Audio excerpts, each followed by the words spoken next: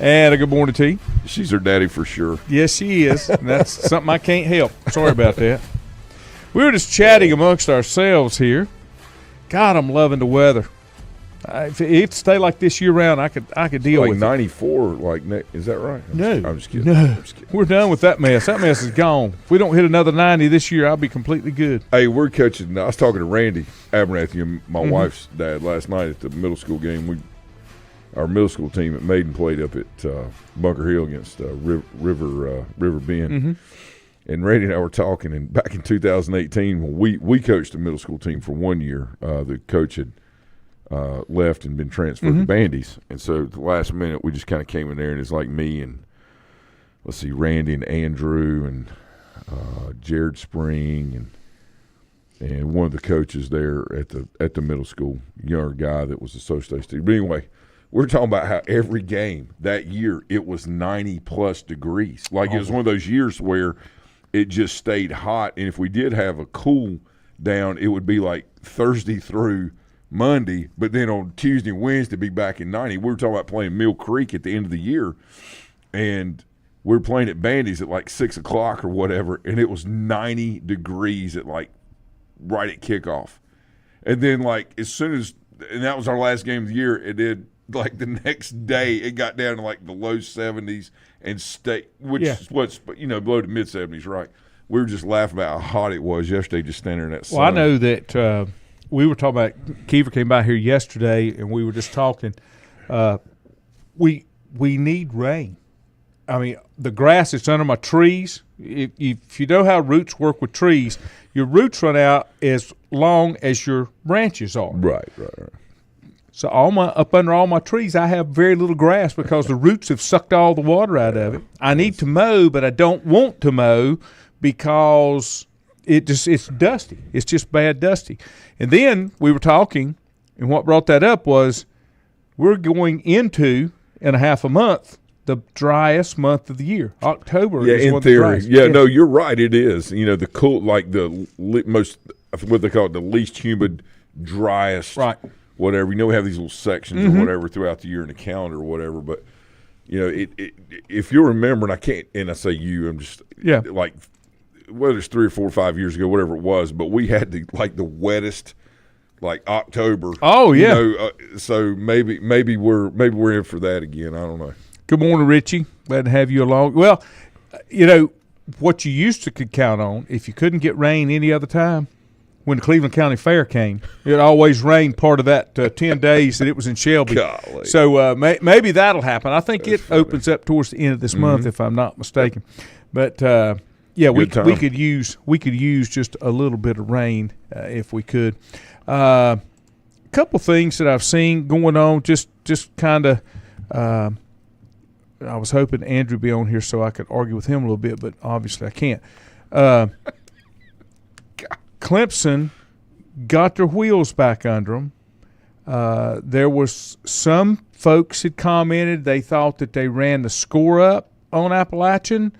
I don't think they ran the score up. I just hope that they can continue to play at that level because Appalachian is going to be one of your top-tier Group 5 teams that you're going to play. But it's still – Clemson still has some issues. And we'll see as the schedule goes on. They're off this week. Yeah, looking at that, and of course I want to watch. Obviously watch App play some more, and we're in that local area and everything. I'm not sold that they're as good as they are maybe projected to be. I'm talking about App, and I'm not still convinced that Clemson took a step forward in their performance with Appalachian. Not that they didn't play well and do some things well, but. There was a big extreme from 1 week to the next. Yes. And that doesn't make it not believable that some things, have been turned around and going well. But I think we need more means testing. Oh, I agree. To be, what I'm saying, to be able to – and I don't think from a fan standpoint, I don't feel like they're running the score up on Appalachian. I think they were playing their game and trying to improve their team – in a non-conference game. I don't think the intent was to embarrass Appalachian. I think Appalachian, as fans and proud fans, got embarrassed. They were maybe looking for a little better game. But and I could totally understand if I'm an Appalachian State fan why maybe some people would feel that way, from an emotional standpoint. You got your buck in the quarter. However you get it, yeah. You got your million. You got your 1.25. Yeah, So and it was a good experience, and those players got to experience playing in Death Valley. They got to experience a very good crowd. Clemson had a tremendous crowd there. Always does. I think the first test for Clemson is in a week from Saturday. They play State. NC State goes to the Valley. NC State is always, for some reason, snuck up on them. Yeah. But they got State, they got Stanford, they got Florida State at the Swamp. Then they go to Wake, Virginia, and then Louisville comes. Louisville's not a bad team. But they've got – now they're doing the I see that they're doing the Alabama scheduling of their cupcakes. They've got the Citadel the week before they play Carolina, South Carolina. Yeah. But usually those are early. I think, too, that Dabo, and I say him, and coaches that are like him, which there's very few that are programmed that way. I still, and personally, I would do this if I was him. I would schedule some, one or two of these games a year, one of them a year, two, whatever, with teams that were regional in order to help their program, because it promotes the game of football. When we get caught up in I'm doing mine and I'm only worried about mine and I'm not thinking about, I'm only thinking about just mine and not looking and taking some of that attention to the greater good and the opportunities that are provided, then I think we start doing the wrong things for the wrong reasons, which is very indicative of many of the way things are going in college football. Perception feels like it is our reality when in actuality the perception of what we're seeing may not be actually the reality of what's going on. And so things are a little deeper, when you got coaches like Sweeney and Mac Brown and I even thought Bob Stoops was, and I know nothing about him, never been there, whatever, but just observing people, I feel like he was one of those people too, in Harbaugh to some degree, believe it or not, to try to promote the game for lesser. Right. I say lesser, I'm talking about smaller entities of football, right? Like Western going to, was it Alabama? A couple times? Yeah, that experience, all of that. So, yeah. Milton, good morning. Stacy, good morning. Rich said he was surprised, turned it on. It was 32-0 in the first half. Here's the thing. I know, it's crazy. I don't think that Clemson played that exceptional. I think they kind of played their game. Appalachian did not play well. They just didn't play well. Richie said, do you feel bad when you head out of there with a $1.25 million check? The players do. The university does not. Yeah. Is that fair? The players and coaches feel awful because they play to win, but the AD and the got the money, and I guess the chancellor and everybody else board feels pretty good about it. They got the money. That that's kind of what it is. But still a lot of football to be played, and it's going to be pretty good season.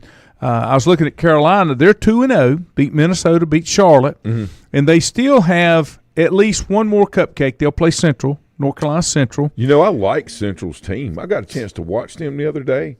Very well coached, and the kids play hard. I can remember when I was doing a lot of Appalachian games, watching Central, watching A&T. That was a team that would come up.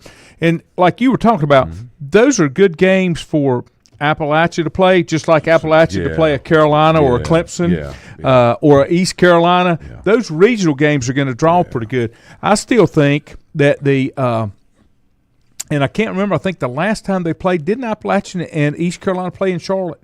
I believe they did a couple of 3 years ago. That's a great venue for them to come to. That's a draw. Well, you got people that don't want to make that trip down east, you know, and you got a lot of fans in central North Carolina that would be easier to get to. Now, you have to remember back, but East Carolina, when I went to school, there was the third largest state-supported school. We had like 17,000, 18,000. Now there's, 40 and 30 and all that, like Carolina State and App.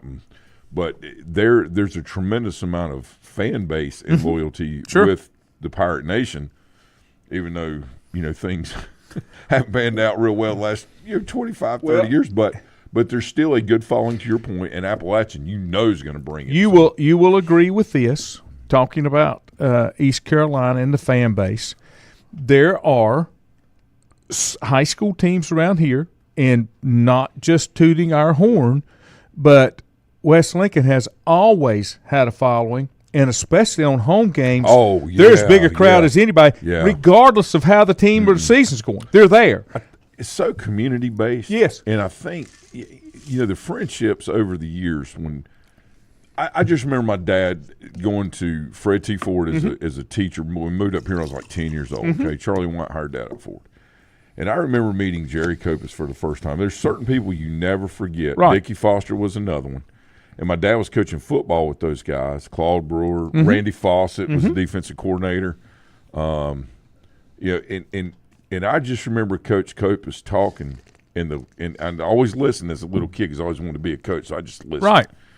I remember him talking about the similarities between Fred T. Ford and West Lincoln, and how great the West Lincoln community, and he would obviously talk about, the Vale area, Cat Square, all that. It's like it was Maiden, really neat. Maiden and Bandy's. It was really there's neat. a lot of friendship across. They're really competitive with each other, but it's the same community. You know what I'm saying? 100%. And especially before they built the new schools and stuff, those kids went to school together at Tuttle as a middle school, and then split for high school. They all did. Yeah. So it was. My wife was part of that group. Yeah. She would tell me, that.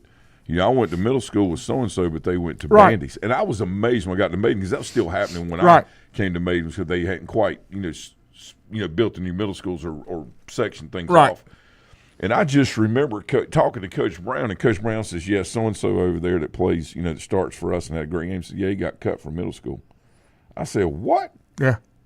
He got cut? He said, yeah. He said they only kept 33 kids. Well, they only had so much Right, resource. and that's what he was saying. He's saying so a lot of these kids had to wait a year to come play football, and they come here and they're ready to go, and they grow and they change. Well, you had a lot of kids that were coming through, but you had enough kids that could have filled 2 middle schools like they do now to where you didn't have to worry about it.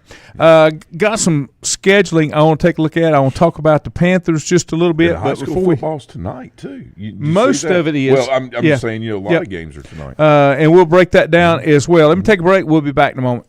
Whether it's a sit-down meal or a call-in for the drive-thru, Brookwood Cafe and Catering is the answer. A variety of meats, vegetables, and desserts cooked daily, or a hot sandwich from the grill, they have what you're looking for to satisfy your taste buds. If you need catering from 5 to 500, Brookwood has you covered as well. Stop by Brookwood Cafe and Catering at 202 Providence Mill Road in Maiden. Don't forget breakfast daily till 11 a.m. Open Tuesday 6 a.m. to 2 p.m., Wednesday through Saturday 6 a.m. till 8 p.m., and Sunday from 7 a.m. to 3 p.m. Call 828-428-8944 to place your order today.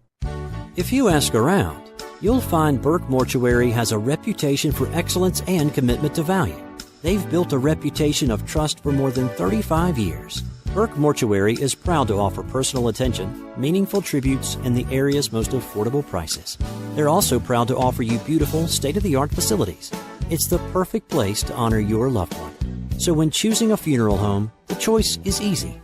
Choose Burke Mortuary with locations in Maiden and Newton.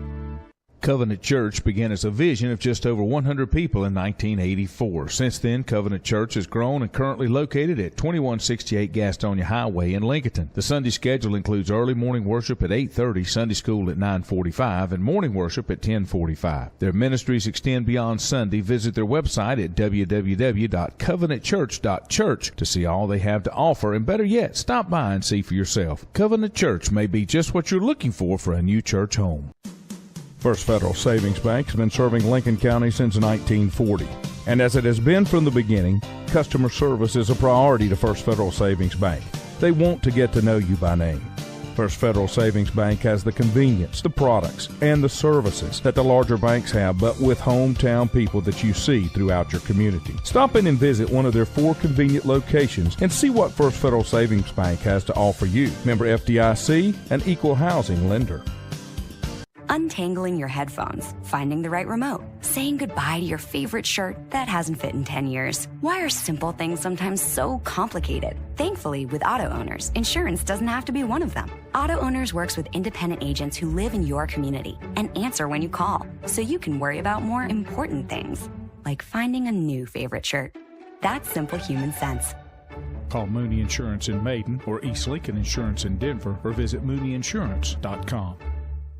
At Stifel Nicholas, we're committed to offering investors personalized investment guidance. We're a full-service organization with departments staffed with professionals that specialize in a wide range of investment opportunities, from the most conservative to the most aggressive. We strive to give each account, regardless of size, careful, individual attention. Call 4Rembert today at 828-624-7300. Stifel Nicholas, member SIPC and the New York Stock Exchange.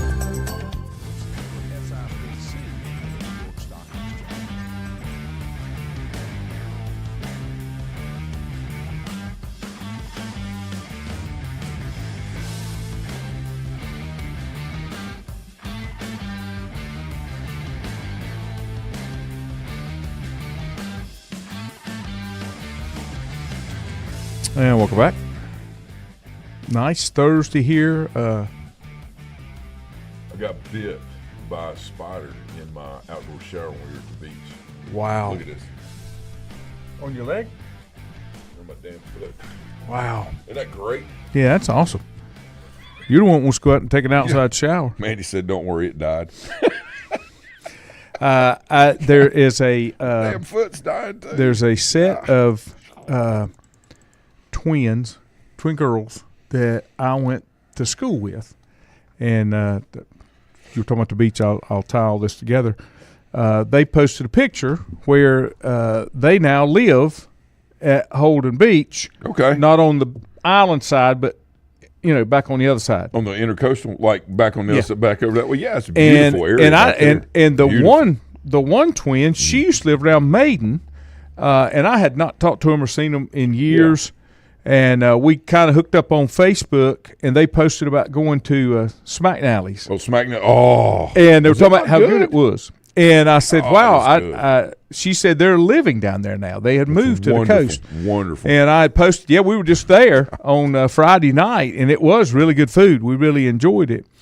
And she said, let us know. Maybe we could meet somewhere. Oh, like I say, absolutely. I haven't seen them in years. Mm-hmm. That's cool. But they're and I'll tell you, you remember Rodney Hoffman that came through and played at Maiden? Oh, he quarterback. played for me. Okay. Yeah. Well, these are first cousins to him. Okay, there's a ton of Sure. Hoffmans down around Long Shoals, absolutely. and these are cousins. But I haven't. That's so like I said, I cool, went to man. school with them. We split up in high school.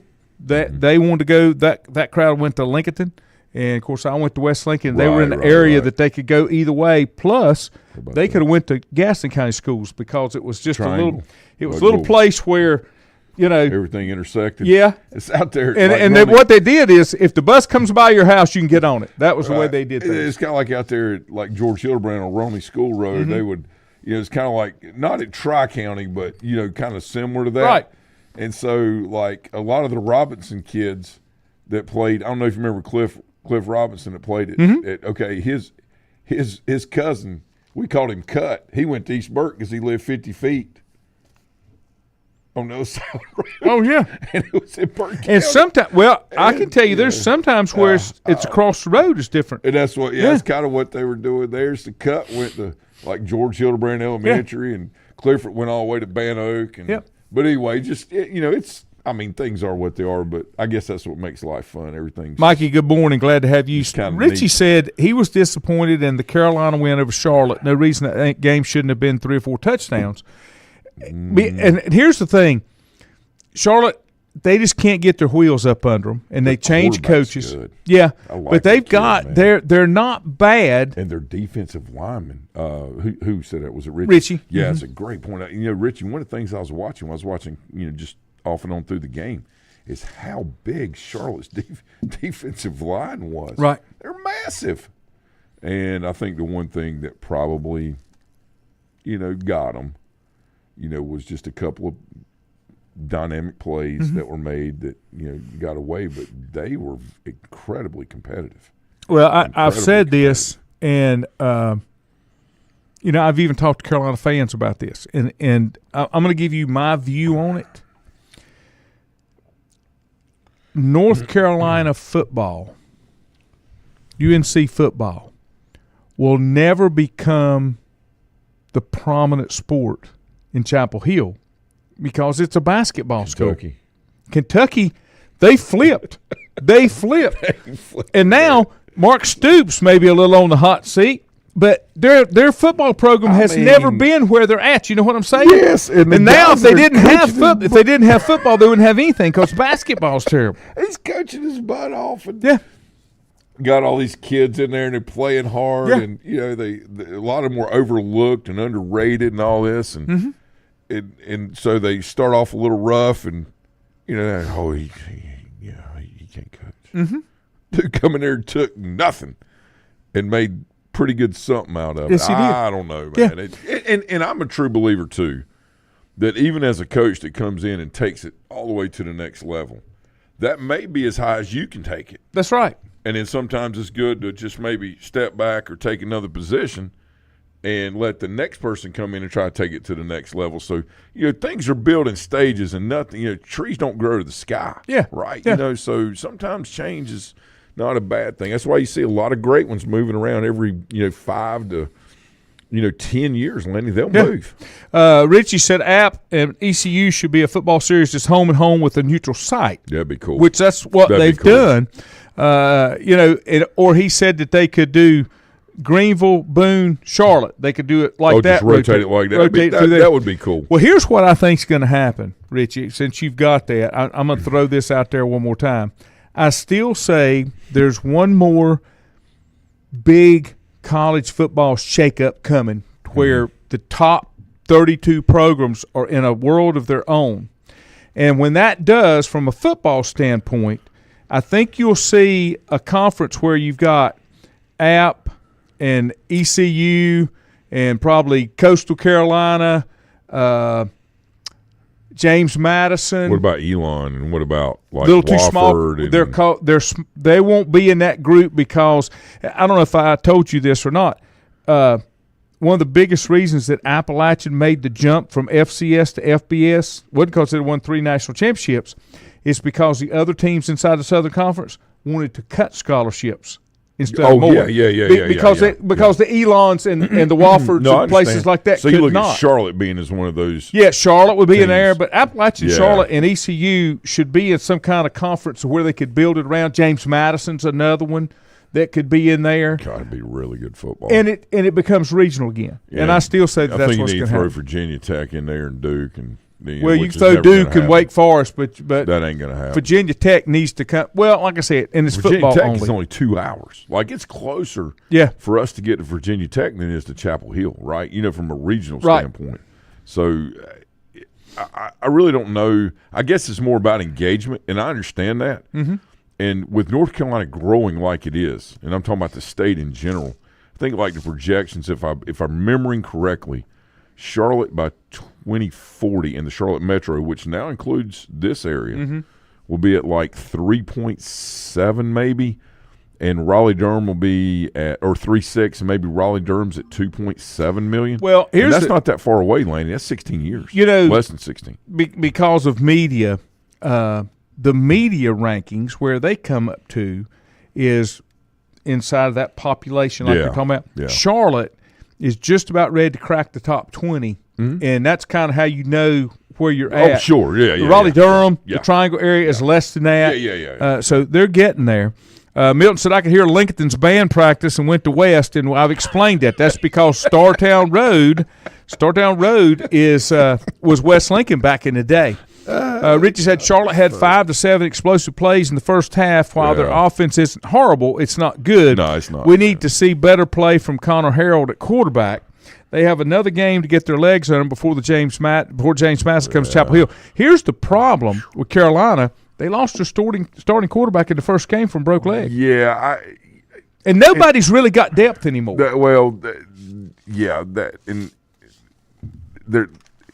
Herein lies the trouble and the issue, the major dynamic that allowed great recruiters to have a substantial team. When one gets hurt, it's next man up, and it's not that much difference. Today, because of the way things are, there is a drastic difference between 1 and 2s, and not in every scenario. I think in linemen, there's not that much difference in most programs between 1s and 2s based on just like at Nebraska with Matt Rule, the way he talks to the kids, the way that he, promotes, has them come in. They are staying at Nebraska, and there's very little difference between the 1 and 2s except age and playing experience. Athleticism, there may not be any, right? And I think that's one of the things that hurts some of the ACC schools is, and Florida State, I got to tell you, it's either rebound or it's a true dumpster fire. Because right now there's flames going, but they're still contained somewhat. Lanny, there's some issues there, and I think they're a great example of what you just said. The break or make game for Florida State is just a couple of weeks out. Clemson, because if they don't, that's really going to make them look bad. And I think, too, in that game, it's going to tell us more about Clemson than it is Florida State. And I still think the Tigers have a way to go. I agree. And I say long way, whatever. But if they get any kind of consistency at all, and they stop running swing pass, on second and this. The wheel route never changes, and it's been there, and that's his go-to, and it's awful. The predictability of, okay, here it comes. That's one of the things that when people at home who love football start calling the plays, or like, oh, here we go. Yeah, no, that's what I'm saying.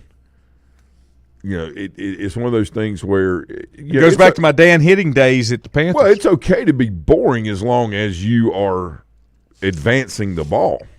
Boring is not the worst thing in the world, but I just think as long as they continue to build off of what they did this weekend, then there's a lot more hope than question there. I agree. But they got to show it. You know what I'm saying? Yeah.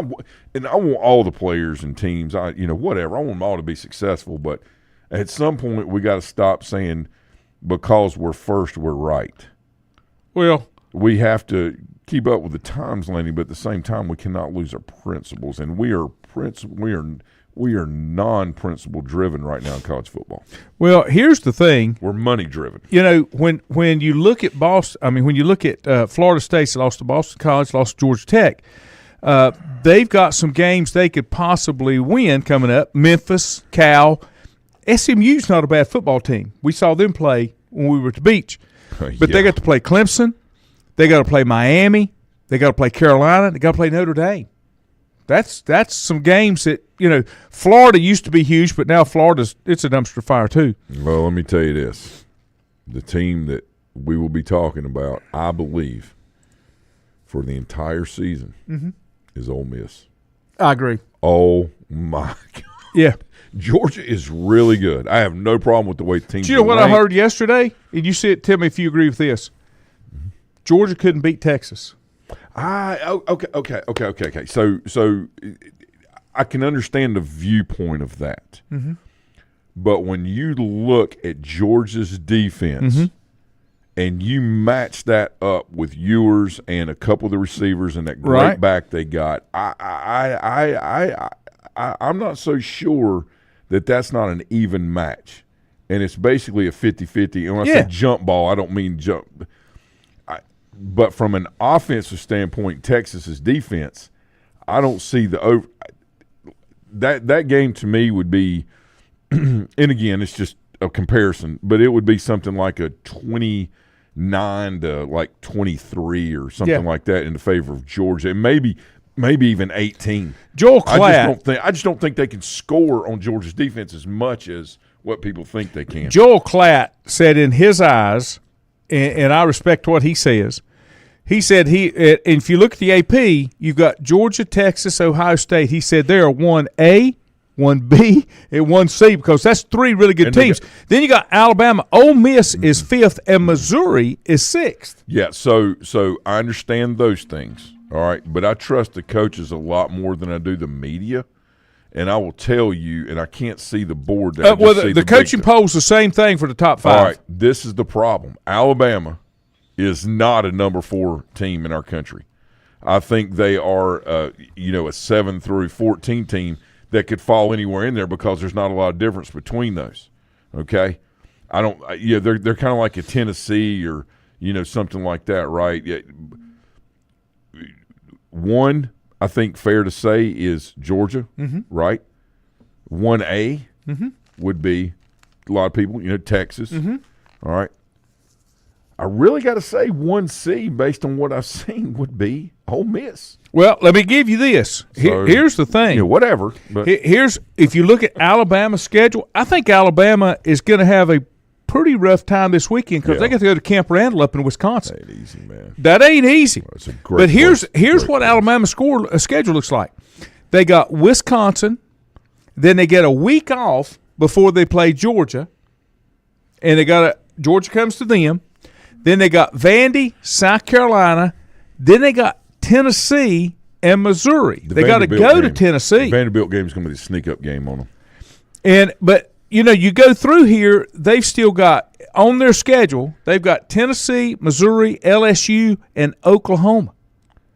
Really good teams for you're looking Alabama. at potentially 2 of 3 of those going down. I do. Of I Bama do. going through. Yes. And listen, it's not the DeBoer thing and Saban's left and all that. Right. I'm just looking at the team. Right. Okay, without the miracle catch at Auburn, last year, Oh, I know. they don't even qualify. Well, I say they don't qualify. They're in the same scenario they are the year before.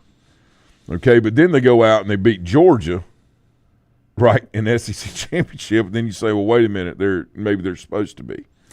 And Missouri, when you look at the schedule, Missouri has an easier road in the SEC And they're incredibly athletic. Missouri because is incredibly their athletic. challenges will be Alabama, Oklahoma, and that's it because Texas and Ole Miss are not on their schedule. So, wait a minute. Okay, hold on. Just to be clear, Missouri does not play Ole Miss or Texas.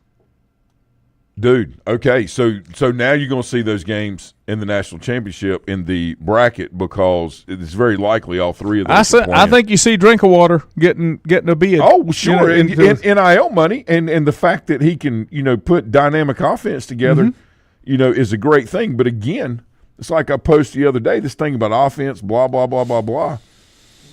NFL, 16 of the last 23 teams, and Ole Miss. has Ole Miss, a very good defense. they've got to play. They got to play LSU. Good man. They got to play Oklahoma and Georgia. Kiffin, and I say this with all due respect, he could have scored 100 points and put 1,000 yards on that team on Saturday. Oh, listen, Andrew. Let me go ahead and blow him up now. Andrew says the sleeper pick, Clemson will not lose this weekend only because Dabo is the man.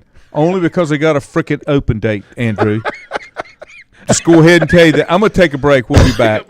Whether it's a sit-down meal or a call-in for the drive-thru, Brookwood Cafe and Catering is the answer. A variety of meats, vegetables, and desserts cooked daily or a hot sandwich from the grill, they have what you're looking for to satisfy your taste buds. If you need catering from 5 to 500, Brookwood has you covered as well. Stop by Brookwood Cafe and Catering at 202 Providence Mill Road in Maiden. Don't forget breakfast daily till 11 a.m. Open Tuesday 6 a.m. to 2 p.m., Wednesday through Saturday 6 a.m. till 8 p.m., and Sunday from 7 a.m. to 3 p.m. Call 828-428-8944 to place your order today. If you ask around, you'll find Burke Mortuary has a reputation for excellence and commitment to value. They've built a reputation of trust for more than 35 years. Burke Mortuary is proud to offer personal attention, meaningful tributes, and the area's most affordable prices. They're also proud to offer you beautiful, state-of-the-art facilities. It's the perfect place to honor your loved one. So when choosing a funeral home, the choice is easy. Choose Burke Mortuary with locations in Maiden and Newton. Covenant Church began as a vision of just over 100 people in 1984. Since then, Covenant Church has grown and currently located at 2168 Gastonia Highway in Lincoln. The Sunday schedule includes early morning worship at 8:30, Sunday school at 9:45, and morning worship at 10:45. Their ministries extend beyond Sunday. Visit their website at www.covenantchurch.church to see all they have to offer, and better yet, stop by and see for yourself. Covenant Church may be just what you're looking for a new church home. First Federal Savings Bank has been serving Lincoln County since 1940. And as it has been from the beginning, customer service is a priority to First Federal Savings Bank. They want to get to know you by name. First Federal Savings Bank has the convenience, the products, and the services that the larger banks have, but with hometown people that you see throughout your community. Stop in and visit one of their 4 convenient locations and see what First Federal Savings Bank has to offer you. Member FDIC, an equal housing lender.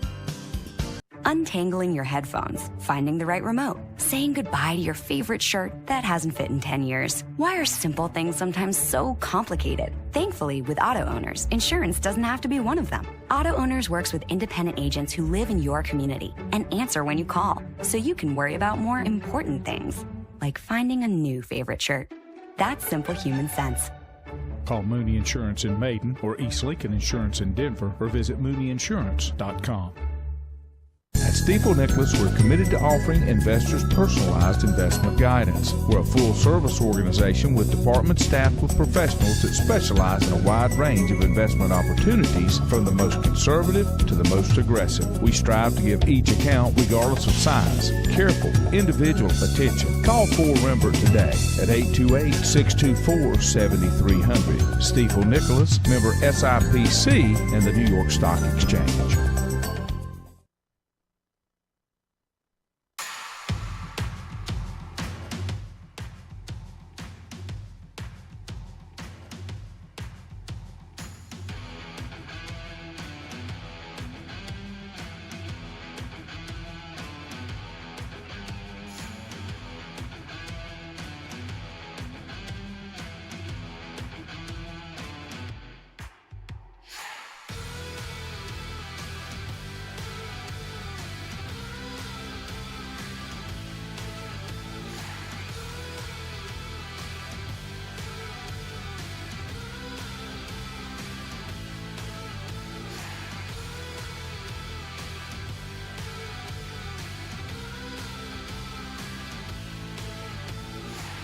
All right, we're back, and I already had comments about Panthers, and I'm going this weekend. Huh? I'm going to the game this weekend. Well, it'll be a good game. I mean, you get to see a good team Well, play. Mandy's brother shares tickets with a guy. This is the charge. You get to see and Jim Harbaugh. He wanted G to be able to go see Harbaugh. Yeah, so yeah. We're going to try to navigate down that way and get a hey, what's happening, or a picture or something. You know, just nothing wrong with that. G's gonna dress up like him. I'm sure. You know? I'm sure. So I did want to touch on that, and I watched them. They're terrible. They're anemic. The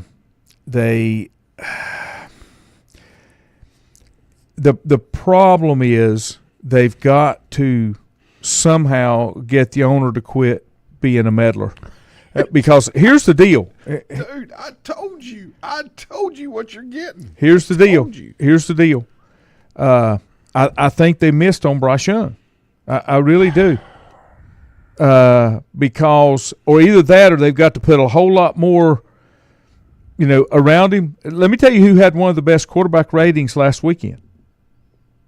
Who do you think it was? C.J. Stroud. Sam Darnold. Oh, Sam Darnold. Yes. It is a combination. But People don't understand. It's not just players. You've got to have all the other pieces. Sam Darnold would not have those numbers at Carolina. I mean, he didn't have the weapons. He didn't have the thing around. That's what I'm saying. You can't, to blame an individual other than the person that puts the team together. Yes. Is completely inappropriate and inaccurate and to some degree ignorant. Yeah. Yes, players have to play, but that is an excuse for people that don't know how to coach or can't coach. Mm-hmm. Okay? This whole thing and this whole dynamic with, he's the first pick, he ought to do it. Listen, he didn't pick himself. They picked him. You're right. Was he ready? Maybe, maybe not. But where are we in the Jordan Love, camp? He sits out for 3 or 4 years, learns from Rodgers, and then goes out and has a good year. Okay, well, now it's year 2. Is he on the field anymore, by the way? Yes. Is he off? Who? Love. I thought he got hurt. I think he did, but it was the last play of the game. So here we go. He went 17 of 34, 260 yards, 2 touchdowns, 1 interception, and here's the key: only had 1 sack. Did they win? Yes. No. Wait a minute. Yeah. They lost, but wait a minute. They lost to Philadelphia, who's a better team. Again, we look at Dak Prescott's numbers through the last 50 games, and we look at Mahomes' numbers through the last 50 games. when you look at the numbers, in theory, you would say that Prescott's the better quarterback or equally as productive. But in what counts, Dak is nowhere to be found, and Mahomes is the greatest player that's ever lived. And here's another one. Here's another one that Carolina had. Baker Mayfield was fourth. He wasn't ready at Carolina. He was still so immature. He needed Lanny to be a journeyman. Grow up. He went 24 of 30, 289 yards, 4 touchdowns. He's a different man. And a quarterback rating of 146.4, which was the leading. It's incredible, his growth that he finally said, you know what, I'm going to stop worrying about everything else and just improve myself. And then that way I can be effective to distribute the football to the weapons around me. This is exactly what he does, Lenny. And he is tough. He is a tough dude. What he was he was a mental midget. Yeah. Now he is a mental giant working his way towards that. Therefore, his athleticism and productivity are allowed to flourish up into the atmosphere.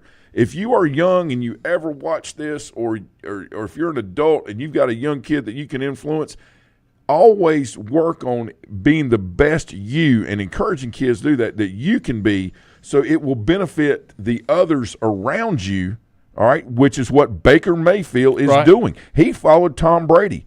Now in Tampa Bay, they're like, Tom who? Yeah. Okay. Hey, man. Hey, there's the secret sauce. It's not, wow, that quarterback's really fast. What the hell does that? What does that even mean? Oh, I know. With the top, I said a bad word. Here's the deal. Here's the deal. Quarterback ratings, the top 5 were Baker Mayfield, another player that they said was washed up, in Derek Carr. No way, dude. That dude is dying. Man, Derek Carr went 19 to 23, 3 touchdowns, no picks, only had 1 sack. Dude's 142. Solid, man. Solid. And Josh Allen, and then number 4 was Tyrod Taylor, but he only played limited for Rodgers. Such a good dude, man. And then C.J. Stroud, Sam Darnold was 6, Patrick Mahomes was 7, Anthony Richardson was 8, Tua was 9, and Trevor Lawrence was 10. All right, let me ask you a question. Where is Joe Burrow in all of this? Because, he's the second coming, right? Joe Burrow was 19th in rating and a loss to New England, which is just ridiculous. What was the score? Did they even 16-10. score 20 points? No, 16-10. I mean, he had no touchdowns. Golly, he had no touchdowns, dude. Was sacked 3 times. You get more return for all that money spent on certain players in mustard seed than you could. Mm-hmm. This is, when does the insanity stop? Nope. Let me ask you this. Where's the almighty Kyler Murray? Kyler Murray. Where is he on that list? He is 15th. He lost at Buffalo. He went 21 to 31, 162 yards. Buffalo's a 1 great touchdown. Team. I get it. How many points did they score? They scored 28. Okay. All right.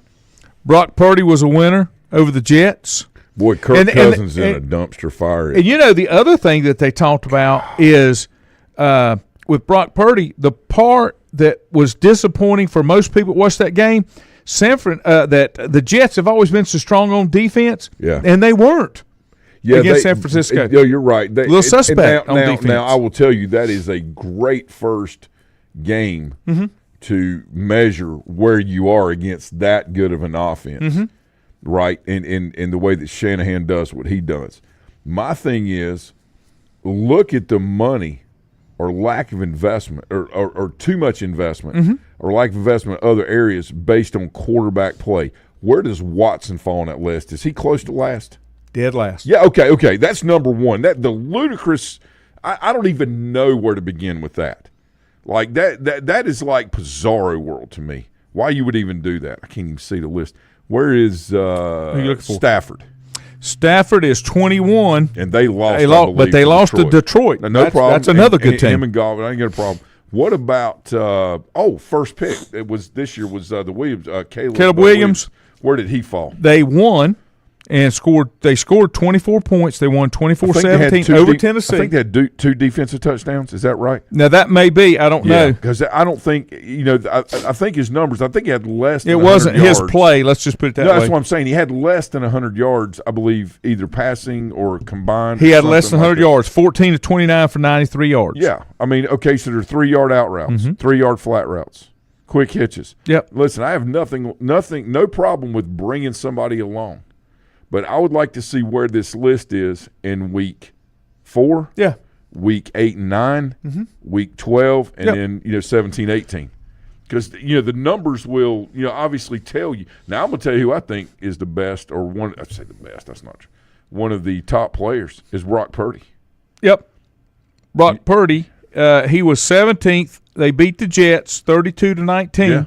But he went 19 to 29 for 231 yards. He had no touchdowns, but he had no picks either. Well, okay, so and here again, Harbaugh's going to run a little different. Yeah. And the thing with Brock Purdy, okay, is this: he is an incredibly intelligent, athlete from a decision-making standpoint, where he takes care of the ball and sees things kind of for what they are and how they may come into play based on just a setup. Okay, he is another guy that is completely role driven, and what I mean by that is he doesn't go out there and try to do things that he's not trying to cash checks that his body can't deliver on, right? And when's the last time you saw a tweet or him dressed up in something, or whatever on? You don't, because he focuses like Brady. I'm not comparing to Brady. I'm giving an example. He focuses on becoming the best player he can be to benefit the others around him. Brock Purdy, to me, has made Christian McCaffrey more dynamic, because McCaffrey doesn't have to worry about doing all these fancy things. He can just get the ball in his hands and go, because Purdy can deliver the ball to the other receivers. Do you agree with them? He's had some Achilles issues, and with setting him, I think they're 100%. making the decision. They want to win the Super Bowl. That's correct. Not a game, yeah. And I heard a stat yesterday, and I had to go back and look, but it's almost like a roller coaster with him. He has a great year, injury, not a great year. Comes back, great year. Body needs healing. Injury, not a great year. Now he's aging. He's getting close to 30. Yep. And, it's one of those things, too, where, Father Time, we're talking last night at the middle school game, was talking to a few guys, and, we're talking about, hey, I didn't realize, we're just talking that the last game I played would be the last game I played. I didn't really, it happens to a lot of us, right? That's right. And so, this is one of those things that, as you get older, obviously, and you run the football and you go and you train as hard as he does, and even with the size, how much punishment can I take? It's not how much can I take, it's how much I can absorb and still stay healthy. So to your point, the roller coaster makes a lot of sense, because his body needs time to recover. Yep. Let me get back on some comments here that came out. Richie said, how bad does Ole Miss beat Wake this weekend? The line is 23. As bad as Kiffin. And the over and under is 63.5. Well, Clausen is a good man, and he's a very good coach. And I don't see Kiffin going there and hanging 60 on him. Yeah. I can see him putting 48 to 54 or something like that on him, but I don't see him going much more than that, as long as it's the back end of it, which with their defense, I don't see how Wake's going to score that many points. And you're right, Richie. He's wondering about about Wisconsin trying to get their legs up under them. Second year with Luke Fickell. Oh yeah, I think they're going to be pretty darn good against Ole Miss this weekend. That's just what about Alabama. Yeah, it'll be very competitive. All you need to do is look at Dak Prescott's bank account numbers. He is the highest paid quarterback. Yeah, and he's the highest paid player in history, right? Yep. I think that is the problem, is that we're compensating people on the perception of – and, again, you put his and Mahomes' numbers together, they're very similar. But it's very hard to say that, well, you have CeeDee Lamb there and you've got 2 or 3 backs and you've got a defense. That's a little different than putting him in Bryce Young's place. Yeah. If you take Dak to Carolina, do you think the outcome's going to be different? No. If you put Patrick Mahomes at Carolina, Because you think it's going to be here's the deal. Answer's no. What makes Dak what he is he's got enough weapons around him. And true for all quarterbacks. Now here's the other thing. Every one of them. Richie said no one in their right mind is going to come to Charlotte to play for the Panthers with the way Tepper's running it. I mean, running the organization, Tepper's making Jerry Jones and Daniel Snyder look like amazing owners, and that's honestly true. Andrew says a big part of the Bengals issue is they have injuries early. Yeah. Richie, have a good day. Richie said San Francisco's going to have to figure out something when Brock Purdy's rookie contract is over. Now, here's the other thing. Yeah. I just looked, and here's how you're going to tell if the Panthers are ready, if Tepper's ready to really make this franchise work. Right now, the draft has the Carolina Panthers at number 1, fighting with the Giants for number 1 draft pick, followed by the Broncos. I think the Broncos are going to be better than you think because of Sean Payton. The Broncos are actually, if that's the way things look, the Broncos could, because they got Bo Nix, if he even is remotely close to working out, in theory, they could trade their pick just a little lower if he works. Yeah. You know what I'm saying? Well, and have a tremendous draft based off here's of that. where the Panthers are going to have problems, and you're going to know whether they're in it to win it. Can they make an evaluation? It's been 2 years. Bryce Young's not working out. We're going to get the number 1, number 2 pick again. If you look at the draft, the Panthers have a 27.6% chance of the number 1, 70.3 of the number 2. I'm sorry, in top 5, or 88% in top 10. If they don't make a move for a different quarterback and make a commitment to the guy that's the head coach, they're not going to fix this out. If Tepper's going to double down on Bryce Young, you're going to continue to see him flounder, in my opinion. Well, I think if you continue to worry about offense only, then you're going to flounder. 16 of the last 23 Super Bowls of teams that won had the top tier defense. Yes. Okay, and that's a stat I read, a few weeks ago. Here's the problem. Carolina let their defense get old and couldn't build an offense to take advantage of the defense that they had. There's no complementary source. When you have a great field goal kicker and you got a great defense, punting a lot of times is your best weapon. That's right. Because it keeps the ball, it's all about field position in the end because the other team, makes mistakes, right? And it's about where the ball's positioned on the field. And, your ability to take, it's kind of like the Steelers. I told Quinn and Gary Sunday we were watching, I said, we're going to kick 7 field goals and win this game. We're not even score a damn touchdown. We're going to win. And they were like, Dad, I said, no, we're not going to score. We can't score a touchdown, but we're going to kick field goals and we're going to win. We ended up kicking 6 and winning 18-10. Yeah. And they're like, Dad, we can't move the ball. I said, no, whoa, hold on. All that can be handled and implemented throughout the season. What will the Steelers not allow other teams to do? I said, score. I said, exactly. But you don't need to be your best on offense. I told you this last weekend. Ever. I still say this may be the first year that Mike Tomlin has a losing record. Okay. So I think a couple things have to happen for that to happen. Okay. All right, number 1, T.J. Watt's going to have to get hurt. Okay. All right, he is the best player in football. If you had to draft a player first, most people, because of what they hear, would say, I want Patrick Mahomes. No. If you had to draft a football player first out of all the guys in the NFL, it's very likely that in any order, probably Watt being first, that your order would be Watt, Bosa, and Jones. The 3 defensive players, the kid from, the big kid from Kansas City.